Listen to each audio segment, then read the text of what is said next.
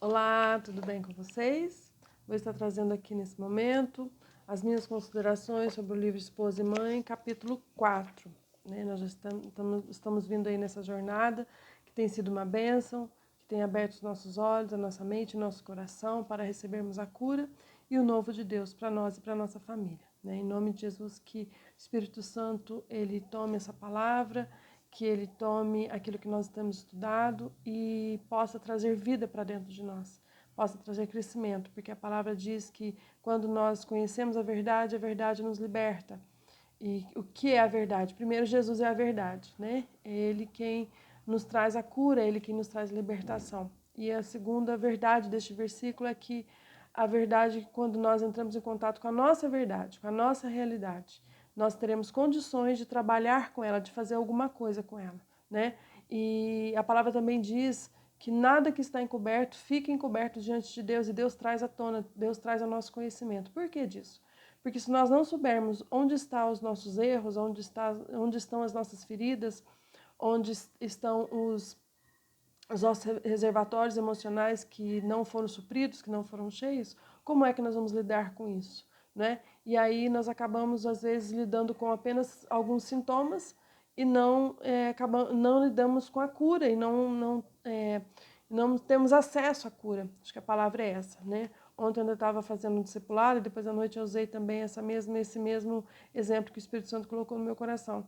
Uma pessoa com câncer, ela não pode tratar um câncer com uma simples aspirina, um simples dipirona ou um paracetamol. Por quê? Porque ela pode até obter um pouco de benefício sobre a sua dor tomando esse tipo de remédio. Mas para que o câncer morra, para que essa pessoa tenha uma chance de cura, ela precisa, bem provável, que passe por sessões e várias sessões de quimioterapia, né?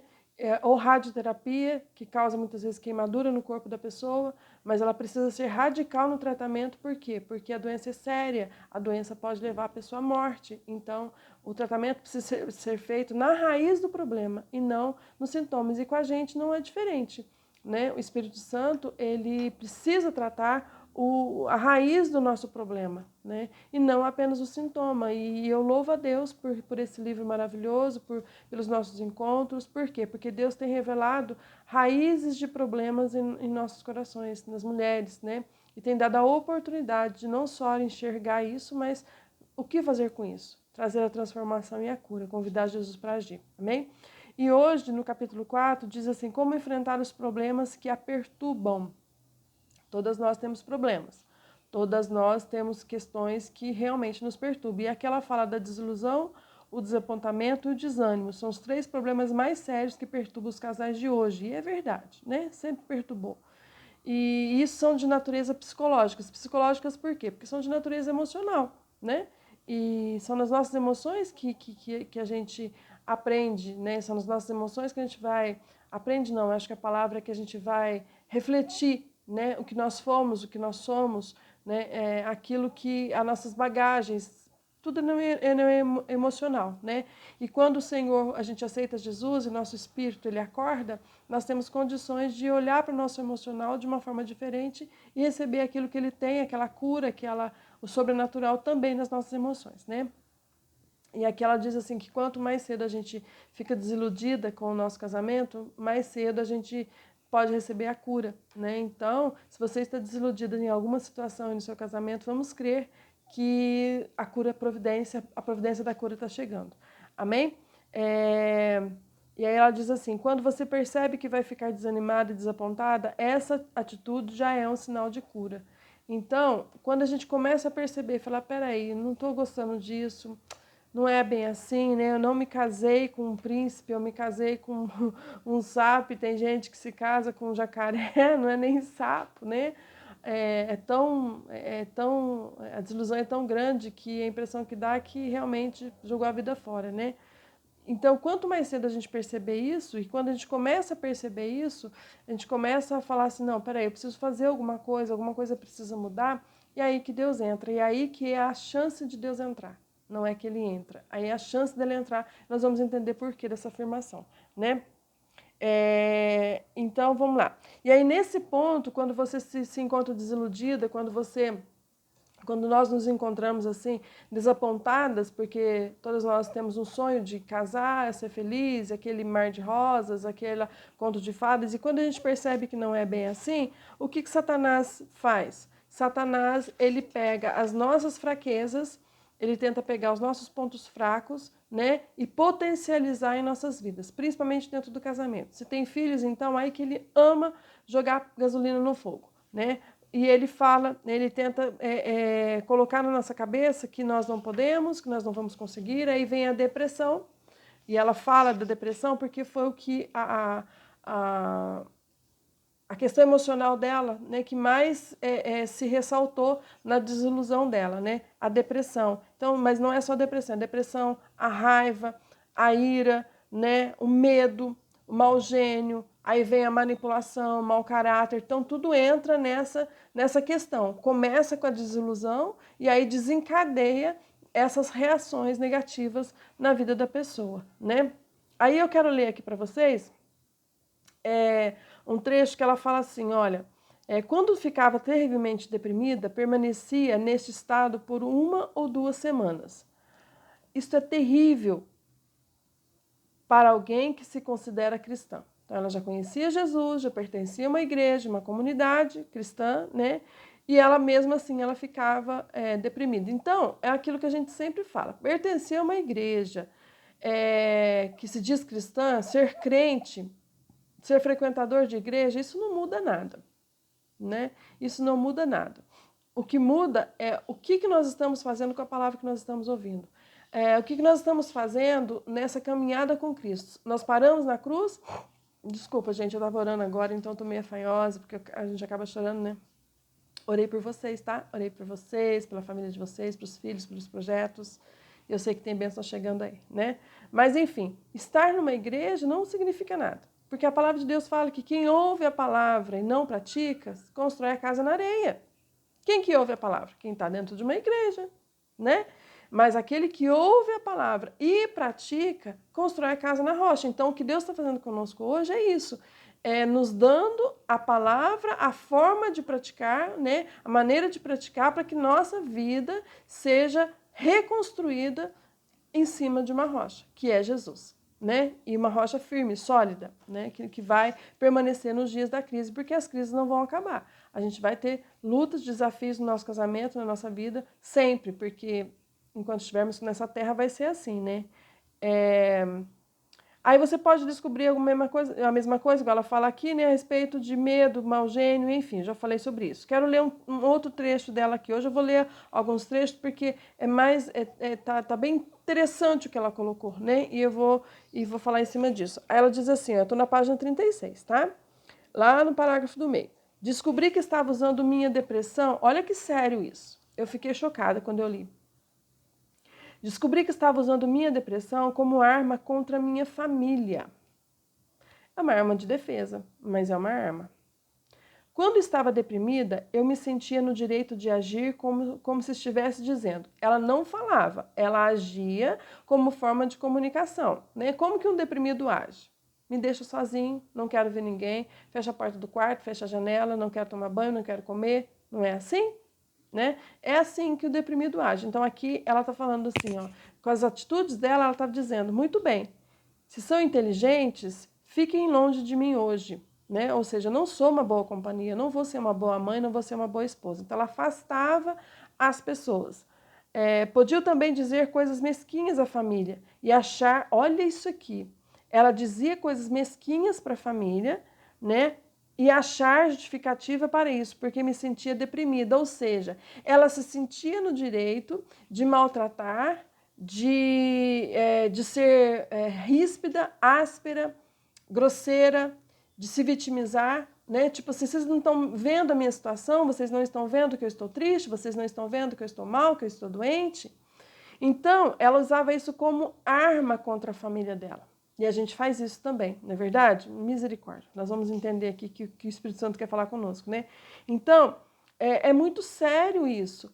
A pessoa, e isso aqui é inconsciente, tá? É assim, é quando a gente tem acesso ao Espírito Santo e ele nos traz à tona isso, e é o que ele está fazendo através desse livro na vida de muitas de nós, né? é que a gente toma consciência. Peraí, vamos acordar? O que eu estou fazendo da vida? Né? E aqui ela fala sobre isso, que ela usava a depressão como justificativa. Por quê? Porque ninguém ia brigar com ela. Ela está deprimida, gente, ó, não dá mais resposta. Não, releva. Né? Aí a criança, de repente, sai chorando, sai chateada. Não, tua mãe não tá bem, ela tá doente. Ela tá passando por... Entendeu? E aí a criança ficava magoada, acabava causando ferida ali, né? Que é o que acontece. Isso é na raiva, no medo, ou enfim, nos sentimentos que a gente expressa para eles. E aí vai causando o quê? Ao invés de nós curarmos a nossa família, de nós sermos bênçãos de crescimento, a gente se torna um instrumento de maldição, não é? Porque a gente se fecha no nosso mundo, como se ninguém nos entendesse, ela ainda fala um pouquinho aqui, e aí a gente responde a nossa família dessa forma. Muito sério, né? Então vamos lá. Aí ela ficava assim, olha, mas eu não posso fazer nada quanto a isso. A depressão vem, não posso fazer nada. Fazer o quê? Como se fosse uma fatalidade, né? Mas ela viu que não é. Ela viu que ela tinha um gatilho, que ela tinha um sintoma antes crise, vamos colocar dessa forma, né? E ela começou a ver que ela tinha uma escolha, tinha como escolher se ia ficar deprimida ou não, né? Isso é muito interessante, porque na raiva, no medo, por quê, gente? A nossa reação, a gente nunca vai conseguir justificar. A nossa reação, tudo na nossa vida é uma escolha.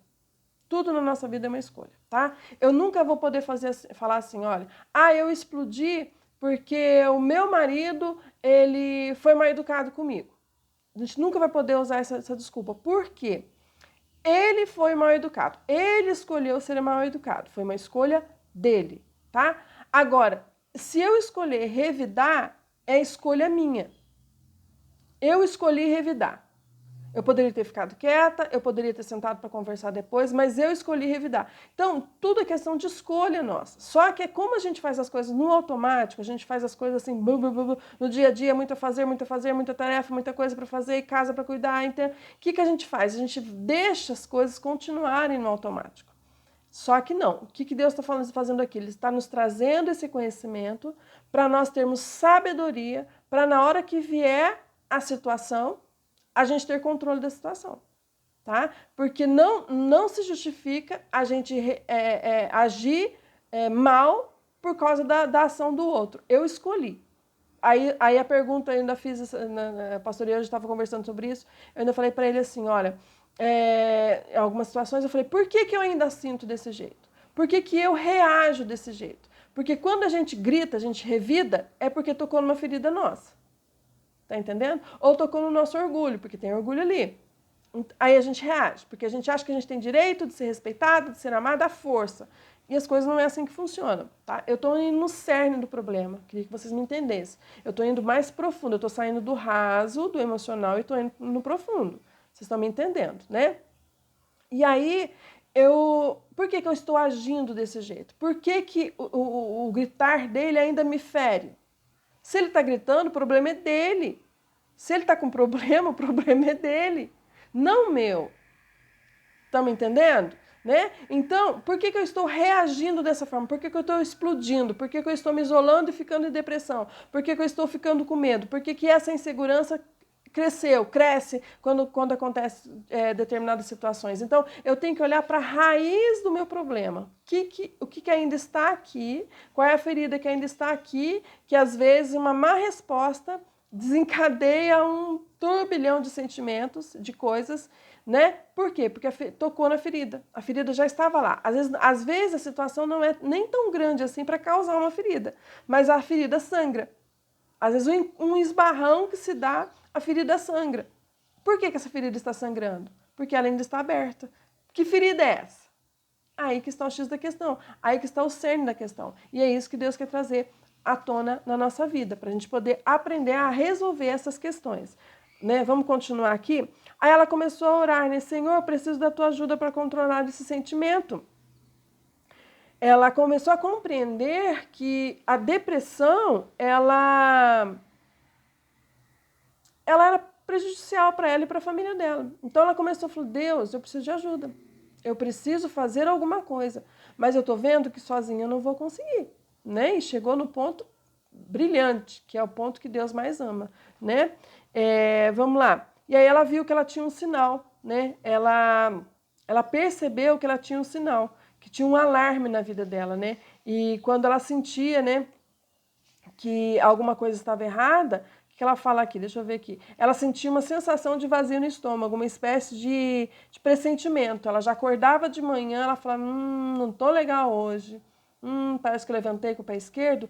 E antes mesmo dela reagir em cima do que ela estava vivendo ali, né? Ela pedia para Deus, Deus, eu preciso da tua ajuda. Eu não quero explodir, eu não quero entrar em depressão, eu não quero fazer da minha casa um tormento, eu não quero ser aquela que traz, como é que eu vou falar, discórdia para dentro de casa, tristeza para dentro de casa. Então, me ajuda a lidar com esse sentimento, me ajuda a lidar com isso, né? E aí ela diz assim, tome uma decisão quando o alarme der sinal. Então, cada um de nós precisamos saber qual é o gatilho. Se de manhã você acorda e você sentir que não está bem, você sentir que está triste, você sentir que... Vai orar, pergunta, Espírito Santo, o Senhor pode me mostrar o que está acontecendo? Esse é o meu ambiente, a minha vida, são os meus hormônios? Porque a mulher ela tem 4 variações de hormônio no mês. Então, tem dia que ela está se sentindo linda, maravilhosa, cabelo está tudo lá, né? E igual o meu, assim, tipo o meu, assim, né? E aí mas mesmo assim ela tá se sentindo linda, maravilhosa. No outro dia ela tá maravilhosa, tá maquiada, linda, sobrancelha, que não é o meu caso, perfeita. E aí ela se sente um lixo, ela se sente péssima. Então a gente precisa saber identificar o que é hormonal, o que é o ciclo do mês, se ela tá de TPM, se não tá, porque às vezes a gente coloca tudo num pacote só e não é justo, e aí a gente explode, né? Não é. Então tem que ver se realmente tem algum problema, né? Se foi alguém na sua casa e de repente o ambiente foi contaminado, porque acontece isso, qualquer hora a gente vai falar mais sobre isso, que não é qualquer pessoa que a gente pode ir para dentro de casa. Enfim, né? Se estamos realmente cansadas, porque às vezes a gente está cansada, às vezes não, a gente está... Então, assim, precisa ver, né? E entender a nós mesmos para a gente saber se realmente está acontecendo algum tipo de problema ou não. Para a gente poder viver na paz, para a gente saber lidar com as situações, né? Amém? Eu vou ler um pouquinho aqui, tá? Descobri que tinha uma fração de segundo para uma decisão, naquele momento específico. O caminho de Deus ou o meu próprio caminho? Qual que é o melhor caminho? O nosso ou o de Deus? Né? Precisamos fazer essa pergunta. Porque a gente sempre vai ter uma ideia genial, né? Explodir com todo mundo é mais fácil do que obedecer, do que se submeter, né? O que o seu caminho oferece? Em primeiro lugar, você vai perceber que gosta de sentir-se infeliz. Gente, isso é um fato. A gente gosta de se sentir infeliz. Pastor, que absurdo que a senhora está falando, essa mulher é doida que escreveu isso. Não é. Sabe por quê? Aquele complexo de Cinderela, aquele complexo de princesa que o príncipe vai me salvar, nos leva para esse lugar, tá? Então a gente precisa ficar atenta, porque às vezes a gente fica... Porque é cômodo. Você ficar infeliz, você se fechar no quarto, você ficar deprimido ou você explodir, é uma válvula de escape. Só que é uma válvula de escape disfuncional, porque vai causar feridas em outras pessoas. Uma granada, quando ela explode, ela não vai estragar só, né, aquele lugar onde ela caiu, ela vai estragar geral, aonde atingir a explosão dela. Então, assim somos nós. Estão me entendendo? Então, vamos lá. A seguir, a satisfação se transforma em ansiedade. Primeiro a gente fica satisfeita, fica ela melancólica, e não, tadinho de mim, ai, ninguém me ama, ninguém me entende, e eu não sei se vocês são assim, mas quando eu tô triste, que eu olho pro espelho, eu me vejo, eu choro mais ainda, né, costumo falar isso pro pessoal, mas depois a gente fica ansiosa, a gente... ninguém sofre, porque a gente fala assim, ninguém sofre como eu, né?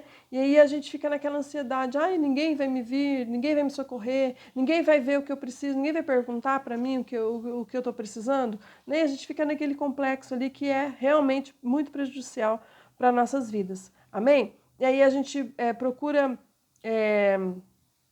vamos lá, deixa eu ler aqui, a seguir a satisfação se transforma em ansiedade, ninguém sofre como você, ai, ó, meu Deus, sou eu, né? Que tristeza. Se os outros pudessem compreender os seus problemas, se todos pudessem compreender qual a sua verdadeira condição, que dó, né? concordariam que você tem o direito de estar deprimida, concordariam que você tem o direito de explodir, concordariam que você tem o direito de fazer o que faz, né? Mas não é isso que Deus tem para a nossa vida. Amém? A partir desse sentimento de autopiedade, você se atira diretamente do abismo do desespero.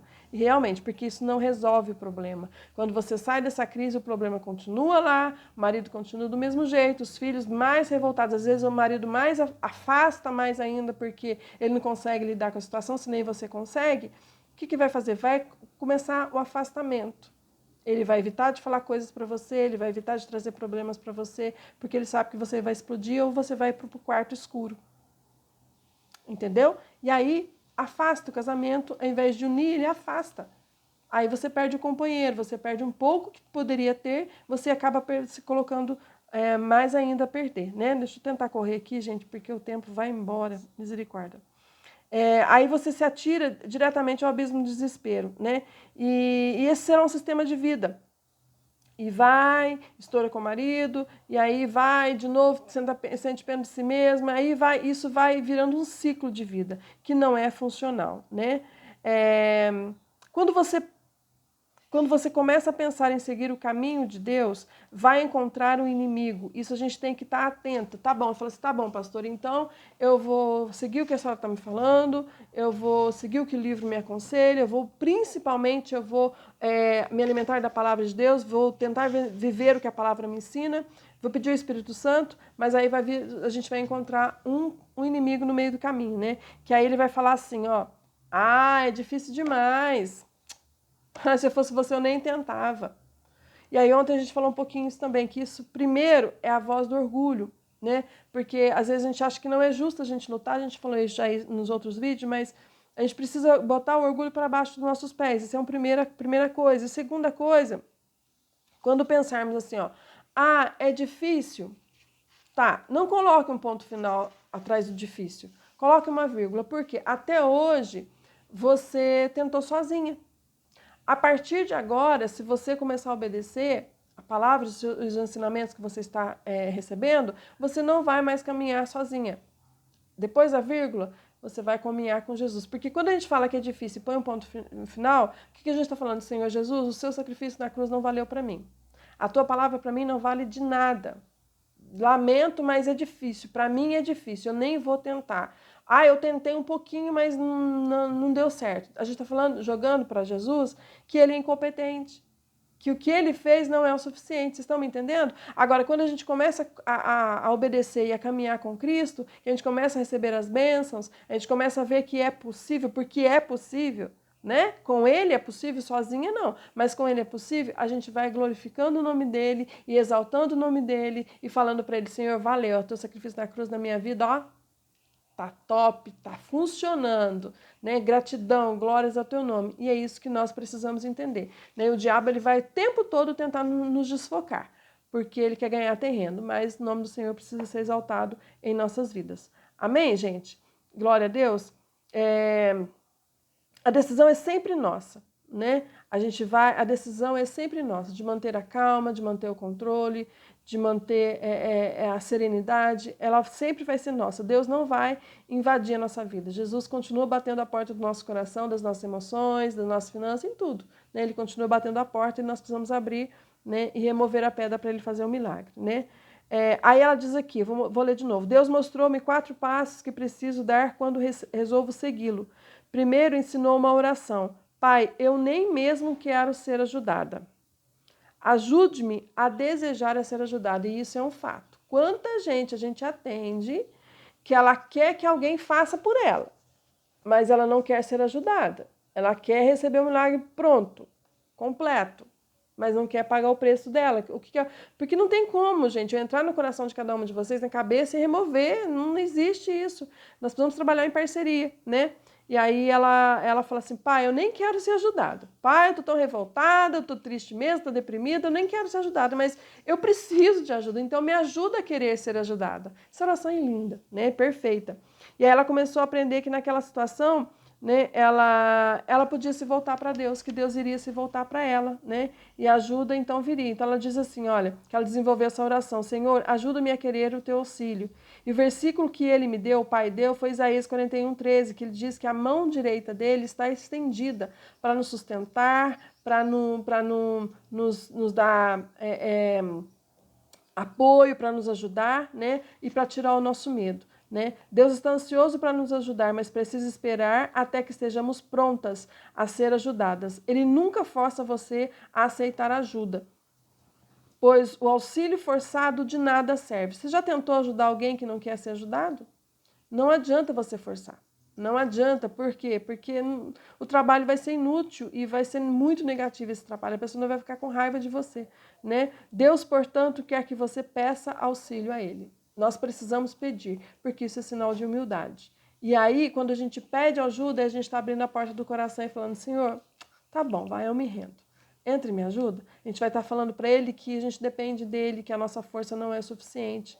Porque às vezes a gente se acha autossuficiente, a gente se acha, eu consigo, eu dou conta. Ninguém dá. E quem tenta, quebra a cara. Por quê? Porque, gente, ele é o nosso Criador, ele sabe onde estão os defeitos, as qualidades, e ele sabe o sonho que ele tem para nós. Ele sabe os dias que ele escreveu para as nossas vidas. Então tudo vai vir dele, não tem de outra forma, né?